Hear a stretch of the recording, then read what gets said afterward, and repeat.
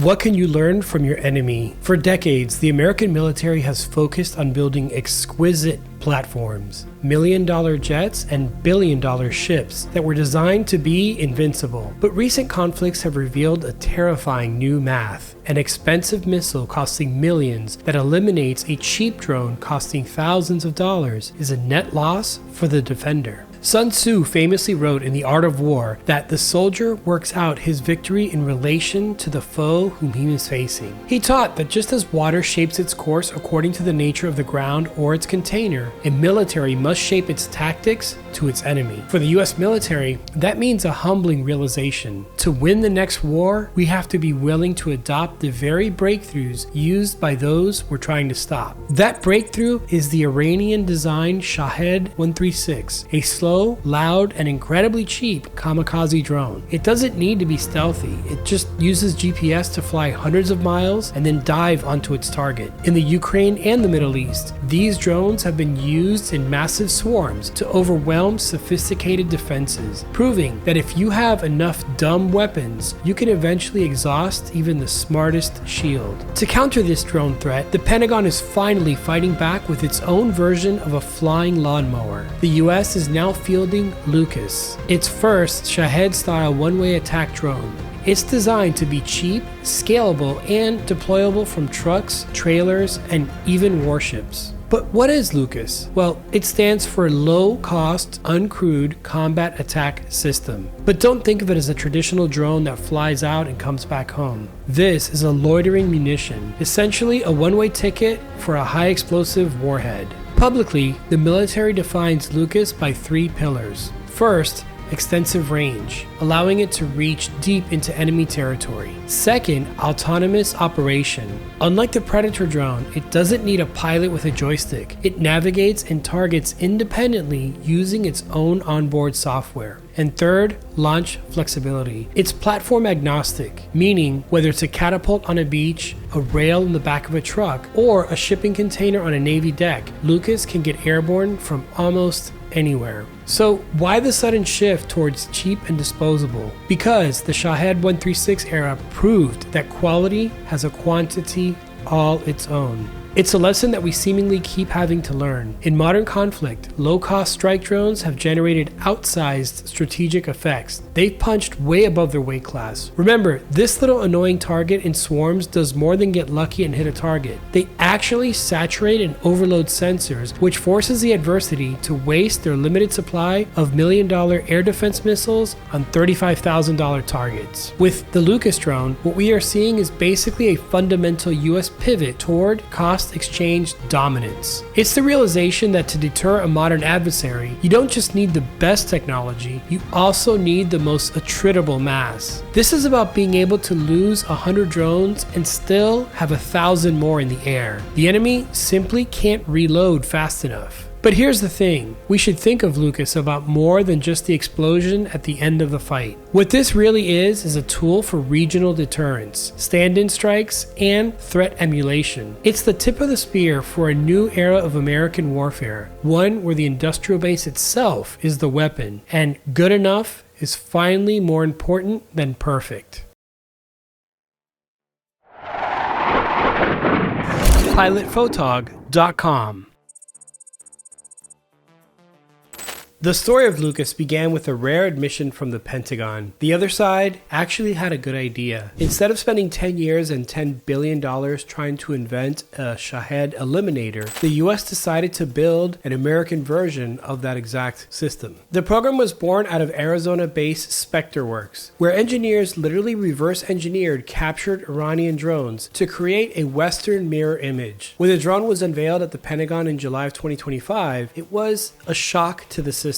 It featured the same delta wing shape and the same loud pusher propeller as its Iranian counterpart. To some, it looked like a copy, but to the Pentagon, it was the only way to catch up to the speed of modern drone warfare. And sometimes you just can't go against the laws of physics. I mean, there's a reason that modern spacecraft are shaped like the capsules from the 1960s. The design just works. In the past, bringing a new weapon from a sketch to the battlefield took at least a decade. Lucas did it in 18 months. To make that happen, the military had to hack its own bureaucracy. CENTCOM stood up 2 specific units to light a fire under the project: the Rapid Employment Joint Task Force and Task Force Scorpion Strike. Their mission was simple: bypass the red tape and get these drones into the hands of soldiers immediately. By late 2025, just 4 months after the official directive to accelerate, the first Lucas Squadron was already operational and based in the Middle East. It was a clear signal that the era of slow motion acquisition was hopefully over. But coming up with a drone design was the easy part. These things only work if you have literally thousands of them. So in order to build Lucas at scale, the US went back to the World War II playbook, aka the Liberty ship model. Back then, we didn't just have one shipyard building boats, we had dozens of them building the same design in parallel. At the height of production, 3 Liberty ships were being delivered per day. This was also true of the Sherman tank. It was intentionally designed so that car manufacturers like General Motors and even a train manufacturer in Lima Locomotive Works could produce these tanks at scale. It wasn't the best tank of the war, but we could build thousands of them. And for this exact reason, today the Pentagon isn't relying on a single exquisite manufacturer for Lucas. Instead, they've tapped a network of up to 20 different vendors to produce airframes, engines, and warheads simultaneously. This multi-vendor approach means that if one factory is hit or if one supply chain fails, 19 others are still pumping out drones. That's not just a weapon now, it's more of an industrial swarm. So what does $35,000 get you in a modern war? The Lucas drone is a 3-meter long flying wing that can travel well over 1,000 kilometers, and in Freedom units that's about a 10-foot wingspan going about 620 miles.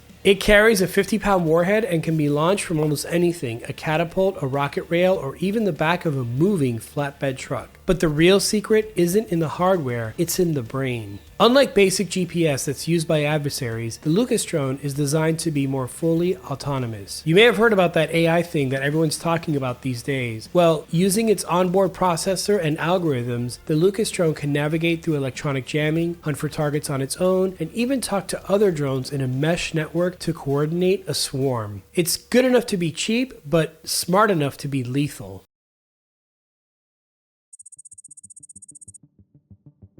In December of 2025, the US military officially entered the age of the expendable swarm. Central Command announced the activation of Task Force Scorpion Strike, the first dedicated one-way attack drone squadron in American history. Based at an undisclosed location in the Middle East, this unit wasn't just a testbed, it was a fully operational combat force. Led by personnel from Special Operations Command, the squadron was built to do one thing: flip the script on the very adversaries who had spent years using cheap drones to harass US bases. For the first time, the United States wasn't just the target of these low-cost strikes, it was actually the source. And oh, how the turns have tabled. And here's the incredible thing. Less than 2 weeks after that squadron was announced, the program reached a historic milestone. On December 16th, 2025, the Independence-class littoral combat ship USS Santa Barbara was transitioning the Arabian Gulf when a Lucas drone roared off its flight deck. That launch was significant because essentially it signaled a doctrinal earthquake. Historically, shipboard strike capabilities were reserved for multi-million-dollar cruise missiles or manned aircraft. By launching a 35,000 one-way attack drone from a moving warship, the Navy proved that any vessel with a flat deck can now become a carrier for long-range, autonomous precision strikes. It transformed a relatively small combat ship into a mobile launch pad for mass drone operations. Now, if you take this a step further, this means that eventually even unarmed cargo ships can defend themselves in hostile waters. For example, the Red Sea, which has been under constant harassment by Houthi forces for several years now. The official military framing for Lucas is deterrence through innovation. Admiral Brad Cooper, the CENTCOM commander, put it bluntly: by equipping warfighters with these capabilities faster, the US is showing bad actors that the cost of aggression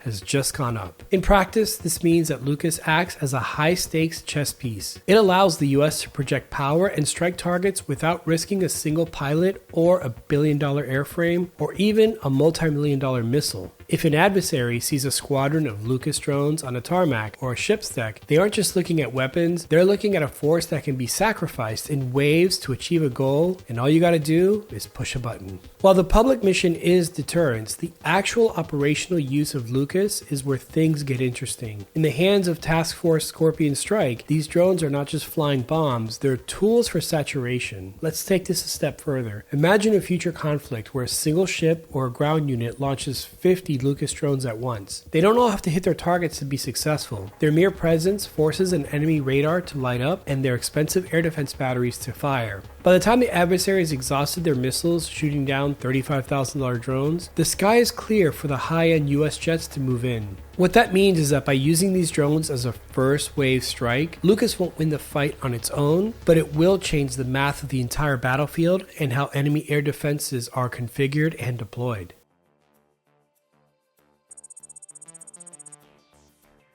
At the end of the day, the real legacy of Lucas probably will not be in its wingspan or technical specs, but rather on the balance sheet. For the last 30 years, the US has been on the wrong side of cost exchange. We've spent millions of dollars to intercept thousands of dollars. Lucas flips that math on its head. By prioritizing good enough mass over exquisite perfection, the US is signaling a massive shift in how it views technology. We're moving away from a military that is too expensive to lose toward a force that is built to be spent. In the high attrition wars of the future, the side that wins won't necessarily be the one with the best stealth. It could be the one that can afford to keep the sky filled with weapons long after the enemy magazines are empty.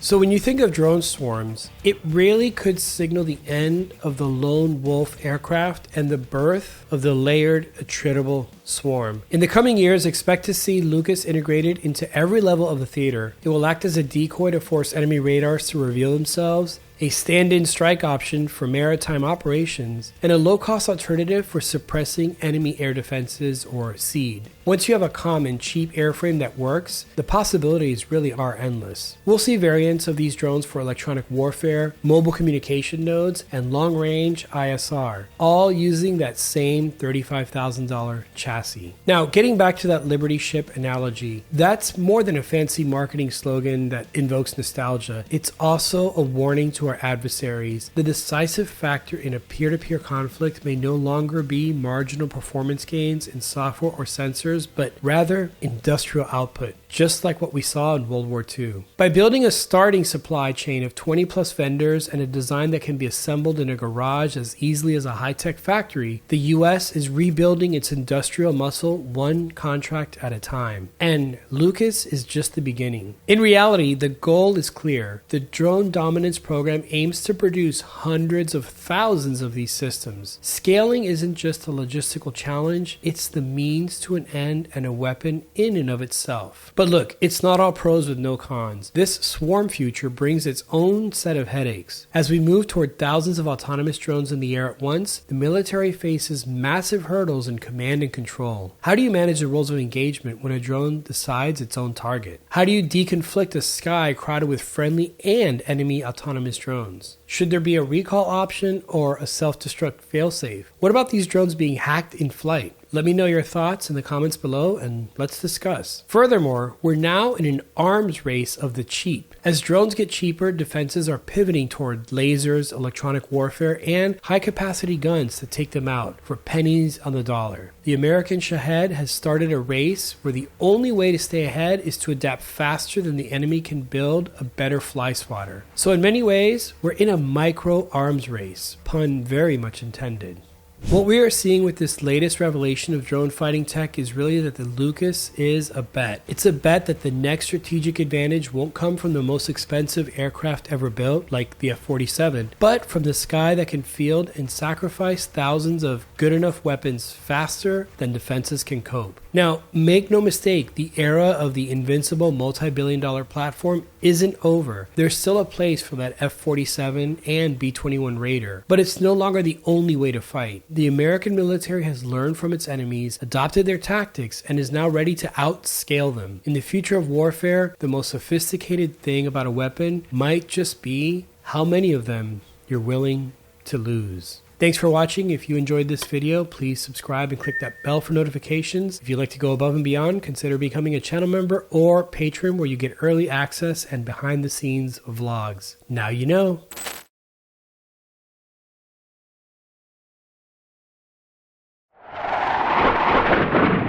PilotPhotog.com